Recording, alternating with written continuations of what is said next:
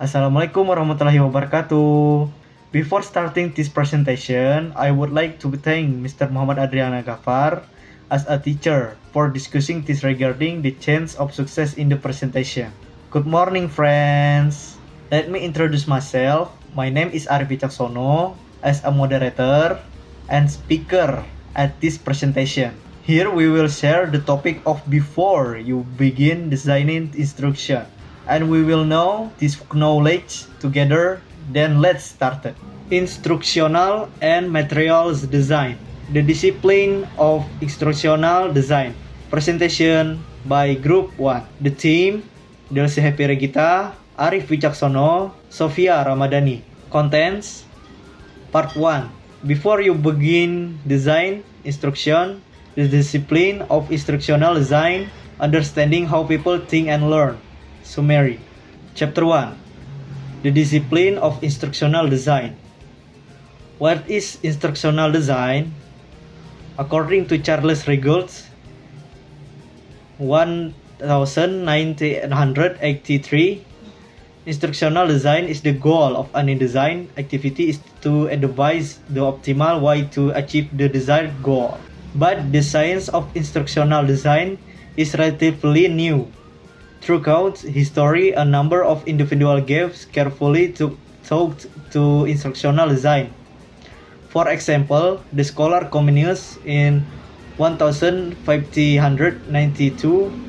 1671 was the first to create a plan for the use of visual aids in teaching. Comenius Orbis Sensationum Pictus, the visible world, was the first illustrated the textbooks designed for children to use in instruction. The task of instructional designer is to create something that enable a person or group of people to learn about a particular topic or develop their skills. It can take many forms such as a lecture, a multimedia presentation, a curriculum for a year's worth of learning, a piece of computer software, a live demonstration, or a test preparation booklet. Instructional design is the practical application of this knowledge to create a situation where learning is the most likely to occur effectively. One of the most commonly used description of instructional design or development is ADDAE. ADDAE stands for Dark Analysis, Design, Development, Implementation, and Evaluation. The philosophical core of postmodern instructional technology is a belief in pluralism, which can be described as a respect for difference, a rejection of a single explanation. Design is done by a large group of specialists. Separating designs and development has certain uses.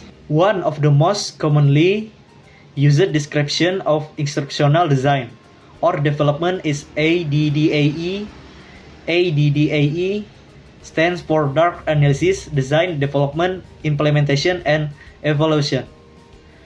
The philosophical core of postmodern instructional technology is a belief in pluralism, which can be described as a respect for difference, a rejection of a single explanation.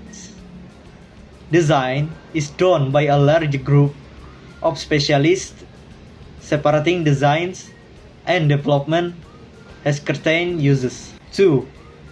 Before you beginning design instructions. In 1915, the application of the scientific method to solve educational problems among leaders in American education by scholars such as Selbaker, 1974, suggested of the instruction along with testing students to see what they knew. The newly organized discipline of educational psychology, designed tests for the purpose of discovering whether instructional works. The traditional approach was that an educator should focus entirely on the information that should be included in lessons. Instructional design demands that the educator must add some consideration of how the information should be organized and presented based on what is known about learners and their abilities. As time went on, more and more scholars focused their attention on the science of designing instruction. Educational psychology developed into departments in universities and international organizations that report and discuss research in the field. The discipline of instructional design is directly derived from educational psychology. Although some scholars argue that it's not actually a field in its own right, but rather a subfield within educational psychology. In 1915, the application of the scientific method to solve educational problems among leaders in American education by scholars such as Schellbacher, 1974, suggested the following: the discipline of instructional design. Educators began to develop an experimental view of instruction. Along with testing students to see what they knew, they newly organized this discipline of educational psychology. Newly organized educational psychology designed tests for the purpose of discovering whether instruction works. The traditional approach was that an educator should focus entirely on the information that should be included in lessons. Instructional design demands that the educator must add some consideration of how the information should be organized and presented based on what is known about learners and their abilities. As time went on, and more scholars focused their attention on the science of designed instruction. Educational psychology developed into departments in universities and international organizations that report and discuss research in the field. The discipline of instructional design is directly derived from educational psychology, although some scholars argue that it is not, rather a subfield within educational psychology. Instructional design as a process. Instructional design is the systematic development of instructional specification using learning and instructional theory to ensure the quality of instruction. It is the entire process of analysis of learning needs and goals and the development of a delivery system to meet those needs. It includes development of instructional materials and activities, and tryout and evaluation of all instruction and learners' activities. Instructional design as a discipline. Instructional design is that branch of knowledge concerned with research and theory about instructional strategies and the process for developing and implementing those strategies. Instructional design as a science. Instructional design is the science of creating detailed specification for the development, implementation, evaluation, and maintenance of situations that facilitate the learning of both large and small units of subjects matter at all levels of complexity. Instructional design as a reality. Instructional design can start at any point in the design process. Often a glimmer of an idea is developed to give the core of an instruction to the situation. By the time the entire process is done, the designer looks back and he checks to see that all parts of the science have been taken into account. Then the entire process is written up as if it. A significant change from the more traditional approach of presenting information through some combination of lecture, textbook, reading, review, and testing. The Dig and Care model is designed to emphasize the importance for examining and refine instruction and provide guidelines for making improvement. Care Morrison and Rose instructional design plan is expressed as 9 elements. 1 is identifying the instructional problem and determining the objectives for designing the instruction. 2. Examine learners' characteristics that will influence your instructional decision. 3. Identify the content of the subject and analyze the components of the task that relate to the goals and objectives you have set. 4. Determine the instruction objective. 5. Sequence the content within each instructional unit for logical learning. 6. Design instructional strategies so that each learner can master the objective. 7. Plan instructional message and develop instruction. 8. Develop evaluation instrument to assess the objective. 9. Select research to support instruction and learning activities. Piece of instructional software might include 1. Raw pencil sketch, refined pencil sketch, computer generated printout or a paper mock-up, a computer-based prototype with little or no interactive programming, a computer-based prototype programmed with appropriate interaction and navigation. And the last one is the final product. A rapid prototyping approach requires that the design environment allow for the relatively quick and easy creation of instructional materials. Chapter 2 is understanding how people think and learn. The important thing to remember is that cognition and the component of cognition. These are important to understand because, as mentioned earlier, understanding how people think helps to understand how they learn. Understanding how people learn will help you as an instructional designer to assess your client in developing effective and efficient instructional intervention. You do not, however, have to be a cognitive scientist to have an adequate understanding of how people think.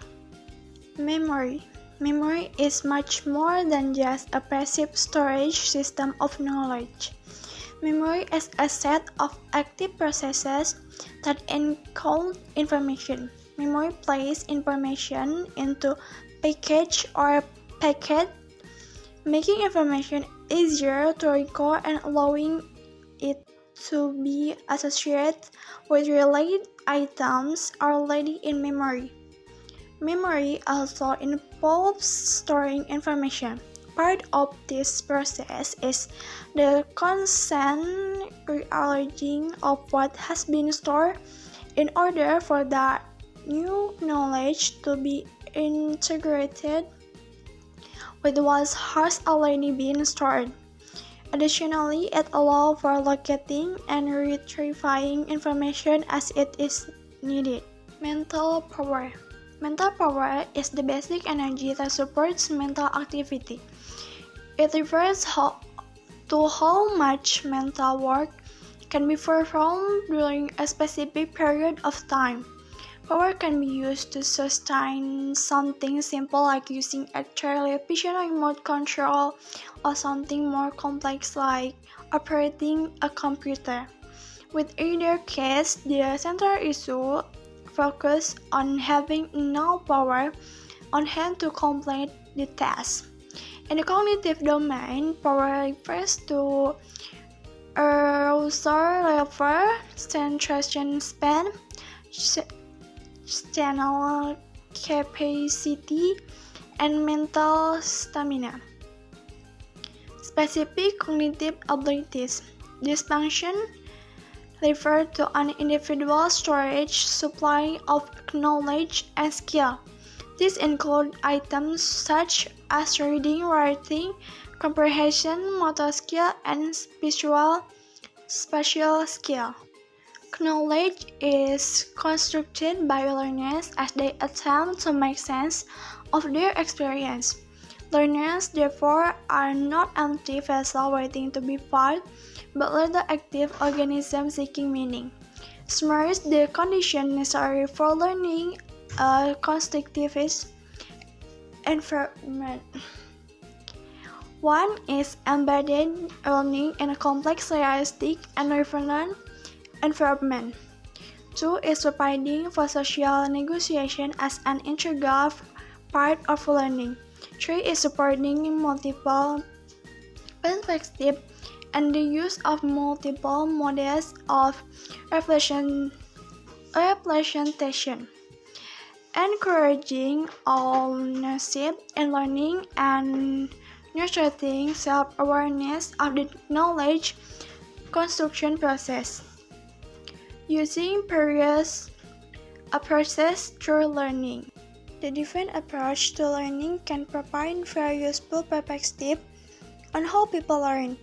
It is generally not advisable to strictly follow one approach when carrying out instructional design activities.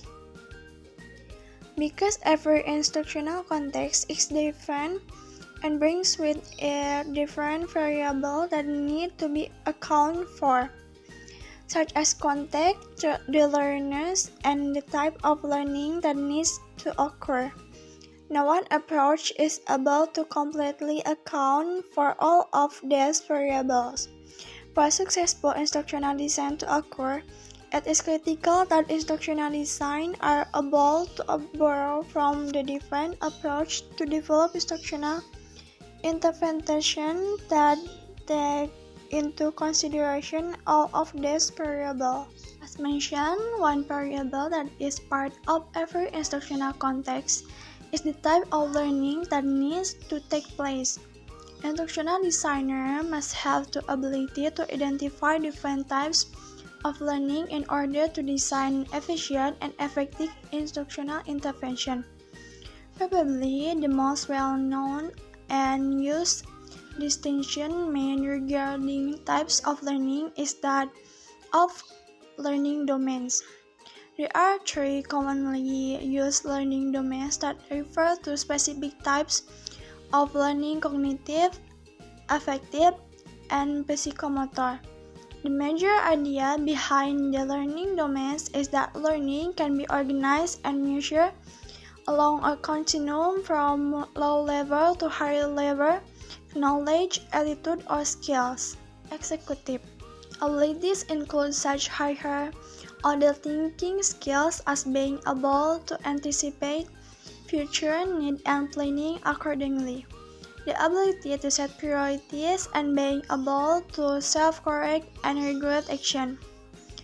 Metacognition. Metacognition is the ability to control one's own cognitive process.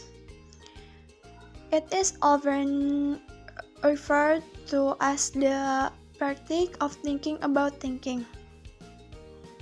In using metacognition, an individual takes an introspective look at the thought process that she has gone through.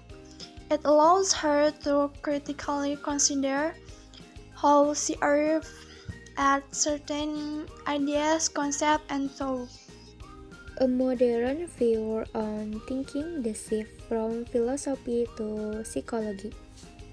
While philosophy continues to play a role in how thinking and the thinking process are conceptualized, the emergence of psychology, especially educational psychology, in the mid to late 19th years century, has had and continues to have the most significant influence on how instructional designers view thinking. Educational psychology, which originates as a separate branch of psychology in 1892. Knowledge is constructed by learners as they attempt to make sense of their experience. Learners, therefore, are not empty vessels waiting to be filled, but rather active organisms seeking meaning, summarize the conditions necessary for learning in a constructivist environment. Embedded learning in complex, realistic, and relevant environment, providing for social negotiation as an integral part of learning, supporting multiple perspectives and the use of multiple models of learning, supporting multiple perspectives and the use of multiple models of representation, encouraging ownership in learning and nurturing self-awareness of the knowledge construction process. Using various approaches to learning, the different approaches to learning can provide very useful perspective on how people learn. It is generally not advisable to strictly follow one approach when carrying out instructional design activities because every instructional context is different and brings with it different variables that need to be accounted for, such as the context, the learners, and the type of learning that needs to occur. No one approach is able to completely account for all of these variables.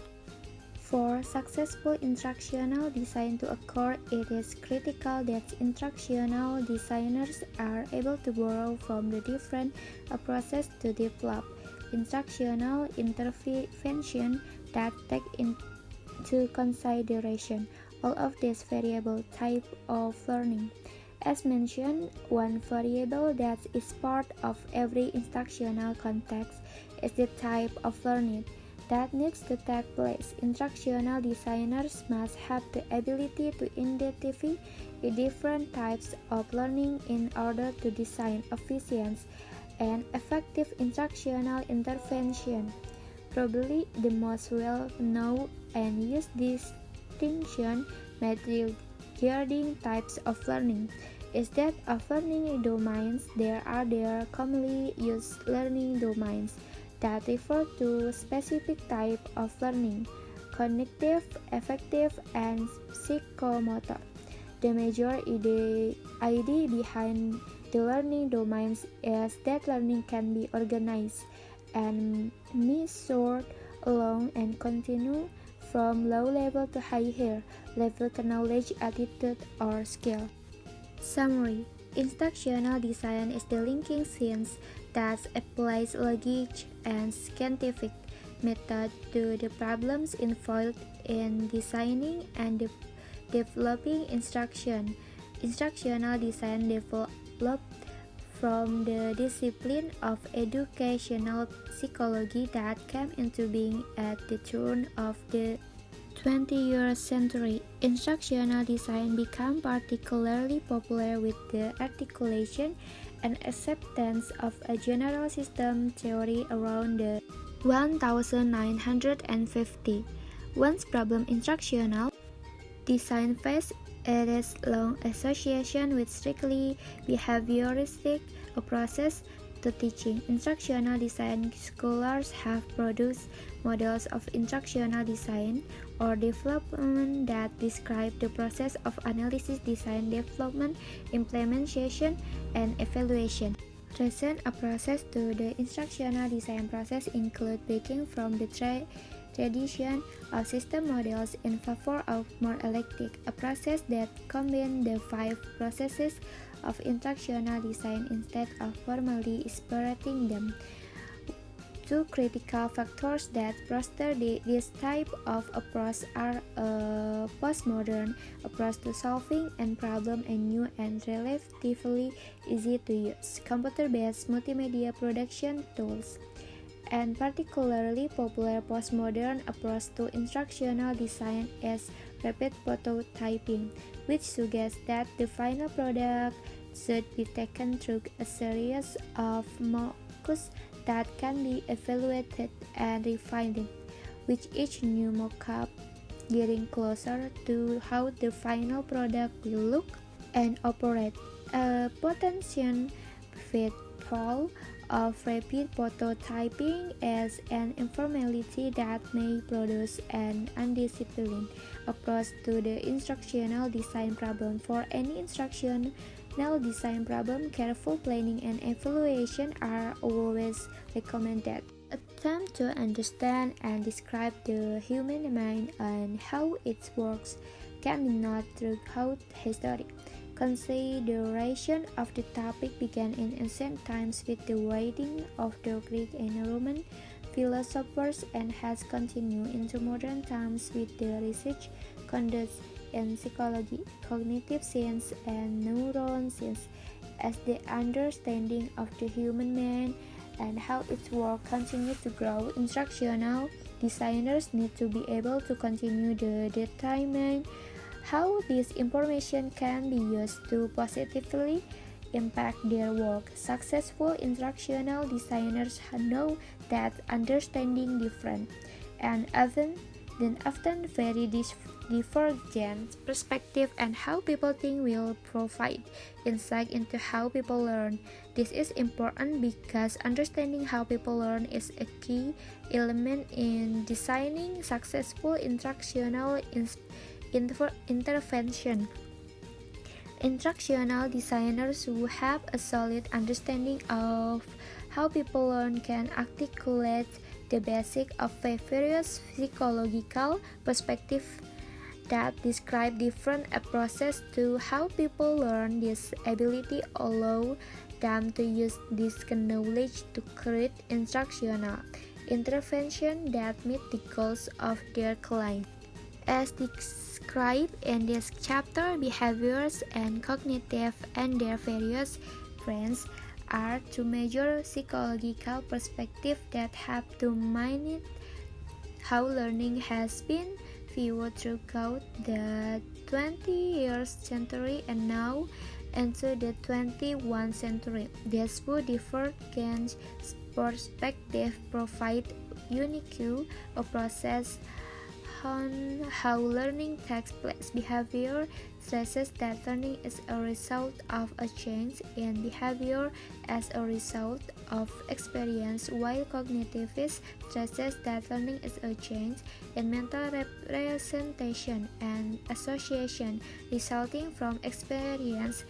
It is important to understand that neither approach should be used exclusively. Thank you guys!